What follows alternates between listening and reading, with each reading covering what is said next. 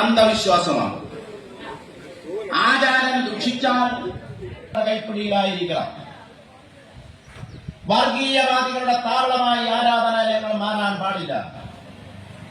വർഗീയവാദികളുടെ ആയുധപ്പുരങ്ങളായി ഏറ്റവും പ്രധാനപ്പെട്ട പ്രശ്നം പാർട്ടിയുടെ നിലപാട് ആ നിലയിൽ ഉയർത്തിപ്പിടിച്ചുകൊണ്ട് തന്നെയാണ് മുന്നോട്ട്. 2 കൊല്ലക്കാലത്തിനിടയിൽ പത്തനംതിട്ടയിൽ നരബലിയുള്ള 10ാം ക്ലാസ്സിൽ പഠിക്കുന്ന കുട്ടി 6 രൂപ ഫീസ് കൊടുക്കണമായിരുന്നു. 1 മാസം കൊടുത്തില്ലെങ്കിൽ അടുത്ത മാസം 25 പൈസ 6.25 രൂപ കൊടുക്കണമായി. 69-ൽ 1 രൂപയ്ക്ക് 10 തേങ്ങ കൊടുത്താൽ 1 രൂപ ലഭിക്കില്ല. അങ്ങനെയാണ് 10ാം ക്ലാസ് വരെ സാമ്പത്തികമായ വിദ്യാഭ്യാസം ഈ കേരളത്തിലായത്. 80 വയസ്സിൽ കൂടുതൽ പ്രായമുള്ളവർ 4ാം ക്ലാസ് വിദ്യാഭ്യാസം അവസാനിപ്പിക്കും. 70 വയസ്സിൽ കൂടുതൽ പ്രായമുള്ളവർ 7ാം ക്ലാസ്സിൽ അവസാനിക്കും. ഈ നിലപാടിന് ശേഷമാണ് 10ാം ക്ലാസ് വരെ കേരളത്തിലെ കുട്ടികൾക്ക് പഠിക്കാൻ കഴിഞ്ഞത്. അതിനുശേഷം പ്രീ യൂണിവേഴ്സിറ്റി വന്നു, PDC വന്നു.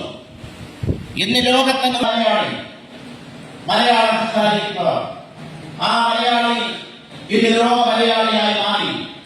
വിദ്യാഭ്യാസ മേഖലയിൽ വന്നിട്ടുള്ള മാറ്റങ്ങളാണ്. 80-ൽ ഗവൺമെന്റ് കർഷക തൊഴിലാളിക്ക് 45 രൂപ പെൻഷൻ എതിർത്തു കോൺഗ്രസ്. ഇന്ന് 62 ലക്ഷം പേർക്ക് 1000 കൊടുക്കുന്നു.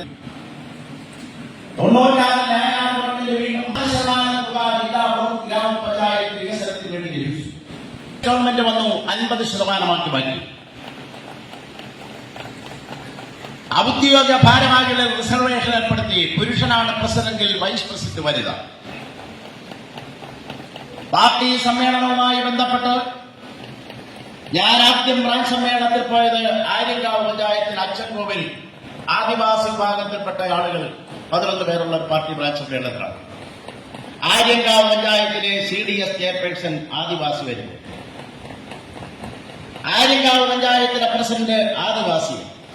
റിസർവേഷൻ സംവിധാനം ഈ കേരളം 16-ലും 21-ലുമുള്ള ഗവൺമെന്റ് ഏറ്റവും പ്രധാനപ്പെട്ടതാണ് എന്നുള്ളത് നമുക്ക് കാണാൻ കഴിയും. ഏത് മതത്തിൽ വിശ്വസിക്കാനും വിശ്വസിക്കാതിരിക്കാനും അതിരിക്കാം. 2 കൊല്ലക്കാലത്തിനിടയിൽ പത്തനംതിട്ടയിൽ നരബലിയുള്ള